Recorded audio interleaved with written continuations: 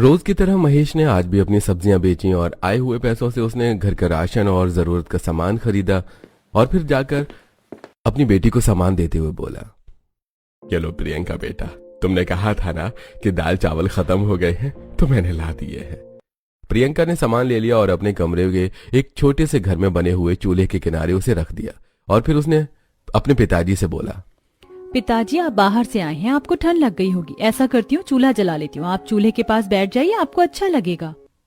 ऐसा कहकर प्रियंका चूल्हा जला लेती है और उसके पिताजी चूल्हे के पास बैठ जाते हैं। तभी सब्जी काट रही भावना अपनी छोटी बेटी नम्रता से कहती है, नम्रता बेटा, तू जल्दी से यहाँ झाड़ू लगाकर चटाई बिछा दे ताकि सभी लोग खाना खाने बैठ जाए। ठंड में तो गरम गरम ही खाना अच्छा लगता है। माँ, इतना छोटा सा तो कमरा है, उसमें आप सब्जी काट रही हो। अगर मैं झाड़ू लगाकर चटाई बिछा दूंगी तो आप सब्जी कहाँ काटोगी? पहले सब्जी काट लो, फिर मैं चटाई बिछा दूंगी। अब भावना सब्जी काट लेती है। नम्रता झाड़ू लगाकर वहां चटाई बिछा देती है और प्रियंका खाना बनाकर सभी को खाना परोस देती है। सभी लोग खाना खाते हैं। तब प्रियंका का छोटा भाई गुड्डू कहता है, आप लोग जल्दी जल्दी खाना खा लो क्योंकि मुझे स्कूल का होमवर्क भी करना है। घर में तो इतनी जगह होती ही नहीं है कि सब लोग साथ में बैठे और मैं होमवर्क भी कर लूं। आप लोग खाना खाकर एक किनारे बैठेंगे तब कहीं मैं अपना बैग खोलकर होमवर्क कर पाऊंगा। हाँ हाँ बेटा, बस खाना खा लेते हैं, फिर हम एक किनारे बैठ जाएंगे, तू अपना होमवर्क कर लेना। सभी लोग खाना खाने के बाद एक किनारे चटाई लगाकर बैठ जाते हैं और गुड्डू दूसरे किनारे पर बैठकर अपना होमवर्क कर लेता है। इसके बाद भावना कहती है, प्रियंका देख, अगर गुड्डू का होमवर्क हो गया है तो चटाई बिछाकर बिस्तर लगा दे। वैसे भी मेरी कमर में दर्द है, मुझे सोना है। अब प्रियंका गुड्डू का बैग पैक करती है, फिर चटाई बिछाकर बिस्तर लगा देती है। सभी लोग सो जाते हैं। तभी नम्रता कहती है, माँ, मुझे तो सोने के लिए जगह ही नहीं हो रही है, मैं तो दब गई हूँ। नम्रता दीदी, आपसे ज्यादा तो मैं दब गया। ऐसा करता हूँ कि मैं नीचे की तरफ जाकर सो जाता हूँ ताकि सबको जगह हो जाए। ऐसा कहकर गुड्डू वहां से उठता है और पैरों की तरफ नीचे जाकर सो जाता है। महेश के परिवार के सभी लोगों को कमरा छोटा होने के कारण बहुत एडजस्ट करना पड़ता था। अगले दिन सुबह प्रियंका और नम्रता उठकर सभी के लिए नाश्ता बनाती है और चटाई बिछाकर सभी के लिए नाश्ता लगा देती है। सभी लोग नाश्ता कर लेते हैं। फिर महेश कहता है, अरे ठीक है, मैं सब्जियां बेचने जा रहा हूं और गुड्डू को भी स्कूल छोड़ दूंगा। महेश निकल जाता है। फिर भावना प्रियंका से कहती है, प्रियंका बेटा, बाहर अच्छी धूप निकली है तो मैं और नम्रता धूप में बैठ जाते हैं। तब तक तू इस कमरे की सफाई कर ले और फिर बाहर आ जाना। भावना ऐसा कहकर धूप में बैठने के लिए चली जाती है। इधर प्रियंका उस छोटे से कमरे में झाड़ू लगाती है और पोछा लगाती है और मन ही मन सोचती है, हे भगवान, कितना छोटा सा कमरा है हमारा। इस कमरे में इतने लोगों का रहना भी कितना मुश्किल है। काश हमारे पास भी 2 कमरों का घर होता। सफाई करने के बाद वो भी बाहर आकर अपनी माँ के साथ धूप में खड़ी हो जाती है। प्रियंका बेटा, कमरे की साफ सफाई हो गई ना? हाँ माँ, कमरा है ही कितना बड़ा जो साफ सफाई करने में समय लगेगा। दीदी बिल्कुल सही कह रही है माँ। देखो ना, हमारे ही सामने चाची का 3 मंजिला मकान है। भगवान ने उन्हें 3 मंजिला मकान दिया और हमें 2 कमरे का भी घर नहीं दिया। बेटा, ये तो अपने अपने नसीब की बात है। हमारे नसीब में जो है हमें वो मिला। तभी उसकी चाची शीतल भावना और उनकी दोनों बेटियों को देखकर अपनी बेटी के साथ उनके पास आती है और कहती है, अरे भावना भाभी, आप लोग यहाँ धूप सेकने के लिए बैठे हो क्या? हाँ हाँ, शीतल, ठंड के मौसम में तो धूप अच्छी ही लगती है। हाँ, तुम्हारे पास हमारी तरह धूप सेकने के लिए छत थोड़ी ना है, तुम्हें तो यहीं बैठना पड़ेगा। वैसे माँ, छत के साथ साथ खिड़की दरवाजों से भी हमारे घर में अंदर धूप आती है। अरे बेटा, उनके घर में ना खिड़की है ना ही धूप आने की जगह, और उनके घर तो बैठने की भी जगह नहीं है, इसीलिए तो ये लोग बाहर बैठे हैं। हाँ शीतल, अब क्या कर सकते हैं, गरीबी तो चीज ही ऐसी है, लेकिन फिर भी हम अपने परिवार के साथ बहुत खुश हैं। खुश? और तुम लोग? भला कोई एक कमरे में रहकर इतनी गरीबी उठाकर खुश भी रह सकता है? खुशी क्या होती है हमसे पूछो। देखो, मेरा 3 मंजिला मकान है और उस मकान में सबके अपने अलग अलग कमरे हैं। और माँ, मैंने तो अपने कमरे में अपना सारा मेकअप, ज्वेलरी और सब सामान जमा रखा है। विशाखा दीदी, मुझे भी कभी अपना कमरा दिखाओ। कोई जरूरत नहीं है तुम्हें मेरी बेटी का कमरा देखने की। जहाँ रह रही हो वहीं रहो। चलो बेटी, हम अब अंदर चलते हैं। और हमेशा की तरह शीतल उन लोगों को नीचे दिखाकर वहां से चली जाती है। माँ, चाची को अपने 3 मंजिला मकान पर कितना घमंड है ना। आप देखना, एक दिन मैं चाची का ये 3 मंजिला मकान उनसे खरीद लूंगी। अरे बेटा, तू उसकी बातों में कहाँ ध्यान देती है? उसकी तो पुरानी आदत है ताने मारने की। चल, हम अंदर चलते हैं। समय बीत रहा था। एक दिन प्रियंका राशन लेकर अपने घर की तरफ लौट रही थी। तभी उसने देखा कि एक बूढ़ी औरत रोड पर सीधी चली जा रही है और सामने से तेजी से एक गाड़ी आ रही है। प्रियंका उस गाड़ी को देखकर घबरा गई और अपने आप से बोली, हे भगवान, कहीं उनका एक्सीडेंट ना हो जाए। प्रियंका दौड़ते हुए आती है और उस बूढ़ी औरत को पकड़कर सड़क के किनारे खींच लेती है और इस तरह वो उनका एक्सीडेंट होने से बचा लेती है। फिर प्रियंका उस बूढ़ी औरत से कहती है, माँ जी, आप सामने देखकर क्यों नहीं चल रही थी? अभी आपका एक्सीडेंट हो जाता। अरे बेटा, मैं अंधी हूँ, मुझे कुछ दिखाई नहीं देता है। क्या आपको कुछ दिखाई नहीं देता? तो फिर आप अकेली यहाँ क्या कर रही हैं? बेटा, मेरा बेटा मेरे लिए पानी लेने गया है, बस वो अभी आता ही होगा। ठीक है, जब तक वो नहीं आ जाते तब तक मैं आपके साथ ही रहूंगी। चलिए वहाँ किनारे लगी बेंच पर बैठते हैं। प्रियंका शोभा को ले जाकर किनारे वाली बेंच पर बिठा देती है और खुद भी वहां बैठकर उसके बेटे का इंतजार करती है। थोड़ी देर बाद रवि पानी की बोतल लिए वहां आता है। तब प्रियंका उस पर गुस्सा होते हुए कहती है, क्या आप इनके बेटे हैं? जी हाँ। आपको डर नहीं लगता? अपनी माँ को आप इस तरह छोड़कर पानी लेने के लिए चले गए। अगर अभी उन्हें कुछ हो जाता तो? देखिए, अगली बार आप जब भी अपनी माँ को लेकर निकले तो पूरी जिम्मेदारी से निकले और एक पल के लिए भी उन्हें अकेला ना छोड़े। ऐसा कहकर प्रियंका वहां से चली जाती है। तब शोभा कहती है, बेटा, वो जो भी थी बड़ी भली लड़की थी, उसने तेरे आने तक मेरा ख्याल रखा और मुझे अकेला नहीं छोड़ा। हाँ माँ, मैं भी यही सोच रहा था, किसी के लिए इतना कौन करता है। अच्छा चलो अब घर चलते हैं। रवि अपनी माँ को अपनी कार में बिठाकर अपने घर की तरफ निकल पड़ता है और वो अपने घर के सामने पहुंचता है तो एक चौकीदार बड़ा सा गेट खोलता है। फिर रवि अपनी कार पार्क करता है और अपनी माँ से कहता है, माँ घर आ गया है, चलो हम लिफ्ट से ऊपर चलते हैं। बेटा, क्या फायदा मेरे इस 5 मंजिला मकान का, जिसको मैं अपनी आंखों से देख भी नहीं पाती हूँ? क्या ये अभी उतना ही सुंदर लगता है जितना सालों पहले लगता था जब मैं दुल्हन बनकर इस घर में आई थी? हाँ माँ, ये अभी भी उतना ही सुंदर है। देखो ये 5 मंजिला की बिल्डिंग बाहर से कितनी सजी हुई है। अच्छा चलो अब हम लिफ्ट से ऊपर चलते हैं। रवि अपनी माँ को लिफ्ट से ले जाकर ऊपर आ जाता है। उन्हें देखकर रवि के पिताजी कहते हैं, बेटा आ गए तुम, अपनी माँ को डॉक्टर को दिखाकर। हाँ पिताजी, शांति दीदी मुझे भूख लगी है, जल्दी से खाना लगा दो। हाँ छोटे साहब, बस मैं खाना लगा ही रही हूँ, आप लोग बैठिए।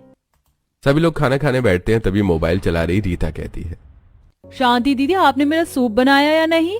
हाँ हाँ मेम साहब, मुझे पता है कि आप खाने से पहले सूप पीते हो। ये रहा आपका सूप। वैसे पिताजी, आपने माँ के लिए जो मेड रखी है ना, वो आज नहीं आ रही है। सुबह उसका फोन आया था कि वो छुट्टी पर है। और अगर मेड नहीं आएगी तो शोभा अकेली कैसे रहेगी? भाभी आज आप माँ के साथ रह लीजिए सारा दिन। सॉरी रवि, लेकिन आज मेरी किटी पार्टी है और मैं उसे नहीं छोड़ सकती। रीता, क्या तुम एक दिन भी माँ के लिए अपनी किटी पार्टी नहीं छोड़ सकती? कोई जरूरत नहीं है तुम्हें आज किटी पार्टी में जाने की। विशाल, आज मेरी इम्पोर्टेंट मीटिंग है मेरे फ्रेंड्स के साथ, मैं उसे नहीं छोड़ सकती। भैया भाभी प्लीज आप लोग झगड़ा मत कीजिए। आज माँ के साथ सारा दिन मैं रह लूंगा और ऑफिस का काम भैया और पिताजी देख लेंगे। अब सभी लोग अपने अपने काम पर चले जाते हैं। दोपहर में रवि अपनी माँ से कहता है, माँ वो लड़की कितनी अच्छी थी ना? हाँ बेटा, मैं भी उसे नहीं भूल पा रही हूँ। मुझे तो पहली बार ऐसा लगा कि किसी को मेरी इतनी भी चिंता हो सकती है। शाम को जब रवि के पिता और भैया घर आते हैं तब रवि उनसे सारी बातें बताकर कहता है, पिताजी भैया, अगर आप लोगों को ऐतराज ना हो तो मैं उस लड़की से शादी करना चाहता हूँ। मुझे ऐसा लगता है कि वो माँ का ख्याल बहुत अच्छी तरह से रख लेगी। ठीक है बेटा, जो तो तुम उसके बारे में पता करो, हम तुम्हारा रिश्ता उसी से पक्का कर देंगे। अगर तुम्हें लड़की पसंद है तो हमें कोई ऐतराज नहीं है। रवि अगले दिन फिर उसी जगह पर जाता है जहां उसने प्रियंका को देखा था, लेकिन प्रियंका उसे नजर नहीं आती। ऐसे एक हफ्ता बीत जाता है और एक दिन प्रियंका फिर वहीं किराने की दुकान पर सामान लेने आती है। जैसे ही प्रियंका सामान लेकर वापस होती है तो रवि उससे कहता है, अरे आपने मुझे पहचाना? हम पहले मिल चुके हैं। हाँ, कैसी है आपकी माँ? हाँ वो तो अच्छी है, लेकिन मुझे आपके घर का पता चाहिए। घर का पता? लेकिन वो किस लिए? क्योंकि मेरे माता पिता को आपके माता पिता से हमारी शादी की बात करनी है। ये सुनकर प्रियंका शर्मा जाती है। दोनों थोड़ी देर बात करते हैं। प्रियंका रवि को अपने घर का पता बता देती है और वहां से चली जाती है। रवि अपने परिवार वालों के साथ प्रियंका के घर पहुंच जाता है और रवि के पिताजी प्रियंका के पिताजी से कहते हैं, भाई साहब, आपकी बेटी हमें बहुत पसंद है। अगले हफ्ते इतवार को बड़ी ही सादगी के साथ आप अपनी बेटी का विवाह मेरे बेटे से कर दीजिए और किसी प्रकार की चिंता मत कीजिएगा। जो भी खर्चा आएगा वो हम खुद ही उठा लेंगे। सभी लोग धीरज की बात सुनकर बहुत खुश हो जाते हैं। इस तरह प्रियंका का रिश्ता रवि से पक्का हो जाता है। उसके बाद धीरज अपने परिवार के साथ वापस घर लौट जाता है। तभी प्रियंका की चाची वहां आती है और कहती है, अरे भावना भाभी, तुम्हारे यहाँ तो आज कार वाले लोग आए थे। क्या बात है, तुम कहीं अपना एक कमरा भी तो बेच नहीं रही? कहीं वो लोग तुम्हारा घर खरीदने तो नहीं आए थे? शुभ शुभ बोलो शीतल, कैसी बातें कर रही हो? वो लोग तो मेरी बेटी का रिश्ता लेकर आए थे। बहुत अमीर लोग हैं। वो प्रियंका की शादी हमने उनके बेटे रवि से तय कर दी है। जल्दी ही दोनों की शादी भी है। अरे भावना भाभी, आपको मजाक करने के लिए मैं ही मिली? आप जैसे गरीबों के घर इतने अमीर लोगों के रिश्ते नहीं हुआ करते। अमीर घर में तो मैं अपनी बेटी की शादी करूंगी। ऐसा कहकर शीतल वहां से चली जाती है। देखते ही देखते समय बीत जाता है और प्रियंका की शादी का दिन भी आ जाता है। प्रियंका और रवि की बड़े ही सिंपल तरीके से शादी हो जाती है और प्रियंका कार में बैठकर अपने ससुराल जाने के लिए निकल जाती है। थोड़ी देर बाद कार रवि के 5 मंजिला घर के सामने पहुंचती है। चौकीदार गेट खोलता है। रवि कार पार्क करता है और प्रियंका कार से नीचे उतरकर देखती है और अपने मन में सोचती है, हे भगवान, इतना बड़ा घर! ये तो पूरे 5 मंजिला की बिल्डिंग है। मेरी शादी इतने बड़े घर में हुई है, मुझे यकीन नहीं आ रहा। अरे क्या देख रही हो प्रियंका, यही तुम्हारा ससुराल है। अब बाहर से ही देखती रहोगी या अंदर भी चलोगी? प्रियंका को लिफ्ट से ऊपर लेकर आता है रवि। प्रियंका ये सब देखकर काफी हैरान थी। फिर रवि उसे अपने घर के अंदर लाता है। तभी प्रियंका कहती है, बाप रे बाप, इतना बड़ा घर है हमारा। नहीं प्रियंका, ये तो हमारे घर की सिर्फ एक ही मंजिल है, जो माँ और पिताजी की है। नीचे वाली मंजिल नौकरियों की है, ऊपर वाली भैया भाभी की और सबसे ऊपर वाली हमारी। और सबसे ऊपर वाली तो खाली ही पड़ी रहती है। चलो आओ अंदर चलते हैं। रवि प्रियंका को लेकर घर के अंदर आता है जहां सभी लोग बैठे हुए होते हैं। तभी प्रियंका के ससुर कहते हैं, प्रियंका बेटा, तुम थक गई होगी, जाकर अपने कमरे में आराम करो। शांति, जरा प्रियंका को उसके कमरे में छोड़ दो। अब शांति प्रियंका को उसके कमरे में ले जाती है। प्रियंका अपना कमरा अंदर से देखकर चौंक जाती है क्योंकि उसका कमरा बहुत ही बड़ा और शानदार था। शांति के जाने के बाद प्रियंका अपने मन में सोचती है, इतने बड़े कमरे में तो मेरे परिवार की तरह 10 परिवार रह सकते हैं। हमें तो छोटे से कमरे में रहने की आदत थी। संजोग से भगवान ने इतने बड़े घर की बहू बना दिया। अब रवि वहां आ जाता है। दोनों ढेर सारी बातें करते हैं। अगली सुबह प्रियंका तैयार होकर अपनी सास के पास आती है और कहती है, माँ जी, कैसी हैं आप? हाँ बहू, मैं तो अच्छी हूँ। तू बता, तुझे यहाँ आकर कैसा लगा? माँ जी, अच्छी लोगों के बीच में तो अच्छा ही लगता है ना। वैसे आप कहीं तो मैं रसोई में जाकर खाना बना लूं? बहू, खाना बनाने के लिए नौकर है, पहले तुम अपना घर घूम लो। अरे शांति, जरा प्रियंका को अपना घर तो घुमा दे। हाँ, ये मेम साहब, मैं आपको आपका घर घुमाती हूँ। ये कहकर शांति प्रियंका को बालकनी दिखाते हुए कहती है, प्रियंका मेम साहब, ये देखिए, ये बालकनी है और यहाँ से लगे हुए सारे कमरे बंद रहते क्योंकि उनकी जरूरत ही नहीं पड़ती। और सामने वो हॉल है और इस साइड एक बड़ा सा वॉशरूम है। ये देखिए, इस मंजिल का ये किचन है। हम ऊपर की मंजिल में चलते हैं।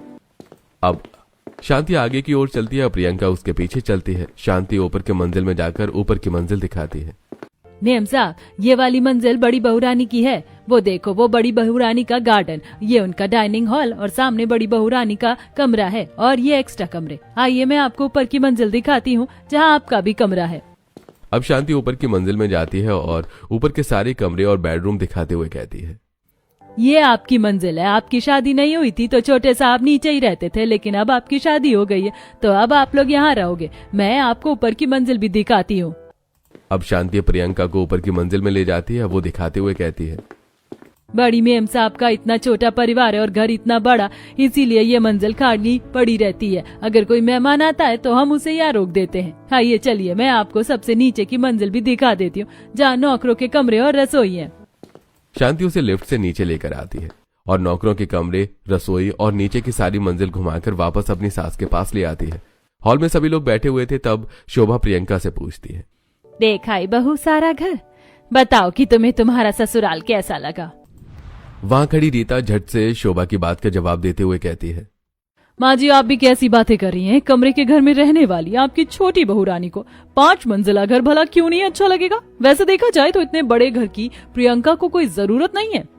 वैसे जेठानी जी, आप सच ही कह रही हैं। मुझे छोटे या बड़े घर से कोई फर्क नहीं पड़ता। मेरे लिए तो जहाँ मेरा पूरा परिवार रहे, बस वही मेरा घर है। इससे कोई फर्क नहीं पड़ता कि वो घर 1 कमरे का घर है या 5 मंजिला मकान। क्या जवाब दिया छोटी मियां साहब ने। बहुत अच्छी सोच है बहू तुम्हारी, हमेशा ऐसे ही परिवार के बारे में सोच कर चलना। धीरे धीरे समय बीतने लगता है और प्रियंका अपनी 5 मंजिला ससुराल में घुल मिल जाती है। वो अपने सास ससुर का बहुत ख्याल भी रखती है। आज सुबह सुबह प्रियंका रसोई से बाहर आ रही थी, तभी वो देखती है कि शोभा उधर ही आ रही है। शोभा कुर्सी से टकराने वाली होती है, तभी प्रियंका दौड़कर उसे पकड़ लेती है और कहती है, अरे माँ जी, ये क्या, आप क्यों उठकर वहाँ से आई? अभी आप गिर जाती तो। अगर कोई काम है तो मुझे बुला लीजिए। बेटा, मुझे बहुत प्यास लगी और इस घर की रसोई से मेरा कमरा इतनी दूर है कि मेरी आवाज देने पर सुनाई ही नहीं देता, इसीलिए मैंने सोचा मैं खुद ही उठकर पानी मांग लेती हूँ। ठीक है, आप कमरे में चलिए, मैं आपको पानी लाकर देती हूँ। प्रियंका शोभा को उसके कमरे में बिठाती है और फिर रसोई में जाकर पानी लाकर उसे देती है। वो दिन भर उसका ख्याल रखती है और शाम को जब रवि आता है तो प्रियंका उससे कहती है, सुनिए जी, हमारा घर इतना बड़ा है कि माँ जी को हमें आवाज देकर बुलाने में दिक्कत होती है, इसीलिए आज ही एक बेल लाकर माँ जी के कमरे में लगा दीजिए, ताकि जब भी उन्हें जरूरत हो तो वो बेल बजा दे और हम में से कोई दौड़कर उनके पास चला जाए। हाँ प्रियंका, तुम सही कह रही हो। मैं आज शाम को ही माँ के कमरे में बेल लगवा देता हूँ। वैसे प्रियंका, तुम सचमुच माँ का बहुत ख्याल रखती हो। मुझे शांति ने बताया था कि तुमने नर्स को भी आने से मना कर दिया। हाँ रवि, वो इसलिए क्योंकि माँ का ख्याल रखना नर्स की जिम्मेदारी नहीं बल्कि मेरी अपनी जिम्मेदारी है। रवि ये बात सुनकर बहुत खुश हो जाता है। शाम को रवि अपनी माँ के कमरे में बेल लगा देता है। अब शोभा को जब भी जरूरत पड़ती तो वो बेल बजा देती है, जिसे सुनकर प्रियंका जल्दी से अपने सास के पास आ जाती है। रात को प्रियंका नौकरों के साथ मिलकर खाना बनाती है और फिर सभी के लिए खाना लगाती है। सभी लोग खाने की टेबल पर बैठ जाते हैं, तभी रीता कहती है, अरे शांति, मेरा सूप कहाँ है? रीता मेम साहब, आज तो खाना प्रियंका मेम साहब ने खुद बनाया है। क्या? इसका मतलब है कि आज मेरे लिए सूप नहीं बना? अरे नहीं रीता भाभी, ऐसी कोई बात नहीं है, बल्कि आज तो मैंने आपका सूप अपने हाथों से बनाया है। रुकिए, मैं अभी लेकर आती हूँ। अब प्रियंका रसोई में जाती है और सूप लेकर आती है और रीता को दे देती है। रीता उस सूप को पीती है तो उसे बहुत टेस्टी लगता है। वैसे सूप तो तुमने बहुत अच्छा बनाया प्रियंका। क्या तुम्हें पहले से ही सूप बनाना आता है? नहीं नहीं भाभी, मुझे आता नहीं, बल्कि मैंने आपके लिए YouTube से देखकर आज ही सीखा है। भाई एक बात तो तय है कि प्रियंका सभी का ख्याल रखती है। अब सभी लोग खाना खा लेते हैं। खाना खाने के बाद रवि प्रियंका से कहता है, प्रियंका, मैंने नौकरों से कहकर अपना फ्लोर पूरी तरह से रेडी करवा लिया है। आज से हम अपने फ्लोर पर ही जाकर सोएंगे। चलो हम चलते हैं। रवि, माँ जी की तबीयत ठीक नहीं रहती है, उन्हें किसी भी वक्त मेरी जरूरत पड़ सकती है, और फिर जब यही फ्लोर इतना बड़ा है तो हमें ऊपर वाले फ्लोर में रहने की क्या जरूरत है? वैसे भी परिवार के लोग जितना आसपास रहें, आपस में संबंध उतने गहरे होते हैं। जीती रहो बहू, तुम्हें मेरा कितना ख्याल है और मेरा भी तुम्हारे बिना मन नहीं लगता। ऐसी समय बीत रहा था और प्रियंका न सिर्फ अपनी सास का बल्कि पूरे परिवार का बहुत ध्यान रखती थी और उनसे ढेर सारी बातें भी किया करती थी। एक दिन रीता की कुछ सहेलियां उससे मिलने आई। रीता उनसे बैठकर बातें करने लगी और शांति को बुलाकर बोली, शांति, मैं अपनी सहेलियों को लेकर ऊपर की मंजिल में जा रही हूँ, तुम हम लोगों के लिए कुछ अच्छा सा बना दो। शांति रसोई में जाकर नाश्ता बनाने की तैयारी करती है। तभी वहां पर प्रियंका आती है और कहती है, शांति, तुम रहने दो, आज भाभी की सहेलियों के लिए मैं अपने हाथों से नाश्ता बनाऊंगी। उसके बाद प्रियंका बेसन के डिब्बे से बेसन निकालती है और आलू, प्याज, हरी मिर्च को अपने हाथों से काटकर उसे बेसन में फेंट कर बेसन के पकौड़े, कॉफी और ब्रेड सैंडविच बनाती है। साथ ही वो सूजी का हलवा भी बनाती है। उसके बाद वो नाश्ता लेकर अपनी जेठानी की मंजिल पर पहुंचती है और नाश्ता रखते हुए कहती है, मैंने आप लोगों के लिए अपने हाथों से नाश्ता बनाया, आप सभी लोग खा लीजिए। ऐसा कहकर प्रियंका वहां से चली जाती है। रीता की सभी सहेलियां पकौड़े, सूजी का हलवा और सैंडविच खाती हैं तो उन्हें वो बहुत पसंद आता है। तभी रीता की सहेली मीनल रीता से कहती है, रीता, तेरी देवरानी तो सचमुच बहुत अच्छी है, वरना आजकल नौकरों के होते हुए जेठानी के दोस्तों को अपने हाथों से नाश्ता बनाकर कौन खिलाता है। मीनल सही कहती है, प्रियंका सचमुच घर में सभी का ख्याल रखती है, वो सचमुच बहुत अच्छी है। ऐसी समय बीतता है। एक दिन प्रियंका की माँ उसे फोन करती है और कहती है, प्रियंका बेटा, तू बहुत दिनों से हमसे मिलने नहीं आई, तेरी बहुत याद आ रही है, हमसे मिलने आ जा। ठीक है माँ, मैं रवि के साथ घर आती हूँ। फोन रखने के बाद प्रियंका अपनी सास की सारी बातें बताती है। ये सुनकर शोभा कहती है, हाँ बेटा, तेरी माँ सही कहती है, रवि भी आ गया। रवि, आज प्रियंका को उसकी माँ के घर ले जा, उसकी माँ उसे याद कर रही थी। ठीक है माँ, मुझे ऑफिस का कुछ काम है, मैं प्रियंका को उसकी माँ के घर छोड़ दूंगा और आते समय ले आऊंगा। प्रियंका रवि के साथ अपनी माँ के घर के लिए निकल पड़ती है। थोड़ी देर बाद रवि उसे बाहर से ही छोड़ देता है और अपने ऑफिस में चला जाता है और फिर प्रियंका अपने घर के अंदर जाती है। गुड्डू तो तुरंत ही आगे बढ़कर प्रियंका को गले लगा लेता है। उसके बाद सभी लोग बैठकर बातें करते हैं। फिर गुड्डू कहता है, प्रियंका दीदी, मैंने सुना है कि आप बहुत बड़े घर में रहती हो, आप तो आपको अपना एक कमरे का घर याद भी नहीं आता होगा ना? ऐसी कोई बात नहीं है गुड्डू, मायके को तो कोई भी लड़की नहीं भूल सकती, चाहे वो दुनिया के सबसे बड़े महल में ही क्यों ना रहे। काफी सारी बातें करने के बाद भावना प्रियंका को बताती है, बेटा तेरे चाचा चाची की हालत बहुत खराब है। तेरे चाचा जी की फैक्ट्री को बहुत बड़ा लॉस हुआ था, सब कुछ बिक गया और वो अपना घर भी बेच रहे हैं। माँ, घमंड का अंजाम तो बुरा ही होता है। मैं ऐसा करती हूँ कि चाची का घर मैं खरीद लेती हूँ। वैसे भी उन्होंने उस घर के लिए हमें बहुत ताने मारे हैं और फिर आप लोगों के लिए एक अच्छा घर तो मुझे खरीदना ही है। ऐसा कहकर प्रियंका रवि को फोन लगाती है और कहती है, सुनिए, आप तो जानते हैं कि मेरे मायके का घर बहुत छोटा है और उन्हें एक बड़े घर की जरूरत है। तो हमारे सामने वाला 3 मंजिला घर बिक रहा था और मैं चाह रही थी कि हम उस घर को खरीद लेते ताकि मेरे माता पिता और भाई बहन वहाँ शिफ्ट हो जाते। हाँ प्रियंका, इसमें इतना सोचने वाली क्या बात है? मेरा जो कुछ भी है वो तुम्हारा भी है। मैं नौकर के हाथों पैसे भेज रहा हूँ, तुम घर को खरीद लो। ऐसा कहकर रवि फोन रख देता है। थोड़ी देर बाद रवि का एक आदमी आकर प्रियंका को पैसे से भरा बैग देकर चला जाता है। अब प्रियंका अपनी बहन नम्रता के साथ अपनी चाची के घर जाती है और कहती है, चाची जी कैसी हैं आप? सुना है आप अपना 3 मंजिला मकान बेच रही हैं। हाँ प्रियंका, तेरे चाचा की हालत बहुत खराब हो गई और हमें मजबूरी में ये घर बेचना पड़ रहा है। आपके घर की जितनी भी कीमत है आप मुझे बता दीजिए, मैं कैश साथ में लेकर आई हूँ और पेपर्स दे दीजिए। अब इस घर में मेरे माता पिता और मेरे भाई बहन रहेंगे। ये सुनकर शीतल शर्मिंदा हो जाती है। प्रियंका उन्हें पैसे दे देती है और चाची से साइन करवाकर पेपर्स ले लेती है और अपने घर चली जाती है। तब शिवानी अपनी माँ से कहती है, माँ, वक्त कितना बदल जाता है ना। हमने हमेशा इस घर का घमंड किया और जिससे हमने घमंड किया आज घर वही खरीद रही है। सचमुच घमंड करना बहुत ही बुरी बात होती है। इधर प्रियंका घर आकर अपनी माँ को घर के पेपर्स देते हुए कहती है, माँ, मैंने चाची से उनका घर खरीद लिया, अब आप लोग वहाँ शिफ्ट हो जाइए। और हाँ, चाचा जी अगर उस घर से निकलेंगे तो बेघर हो जाएंगे, इसलिए उन्हें एक कमरे का मकान दे दीजिएगा। कम से कम वो एक कमरे के मकान में रहेंगे तो उन्हें ये पता चलेगा कि किसी की गरीबी का मजाक नहीं उड़ाना चाहिए। दीदी, ये तुमने बड़ा अच्छा किया जो चाचा जी का घर खरीद कर हमें दे दिया। अब हम 3 मंजिला मकान में रहेंगे और चाची जी की तरह ही उनसे खूब इतराएंगे। गुड्डू बेटा, उनके किए की सजा उन्हें मिल गई। इतराने से भगवान गुस्सा होते हैं, इसीलिए कभी भी हमें किसी को देखकर नहीं इतराना चाहिए। काफी देर बातें करने के बाद रवि आ जाता है और प्रियंका रवि के साथ अपने घर लौट आती है। ऐसे समय बीत रहा था। एक दिन प्रियंका ने अपने घर पर पूजा रखवाई थी। उसने अपने माता पिता और अपने चाचा चाची को भी निमंत्रण दिया था। सभी लोग पूजा में उपस्थित होते हैं। पूजा शुरू होती है।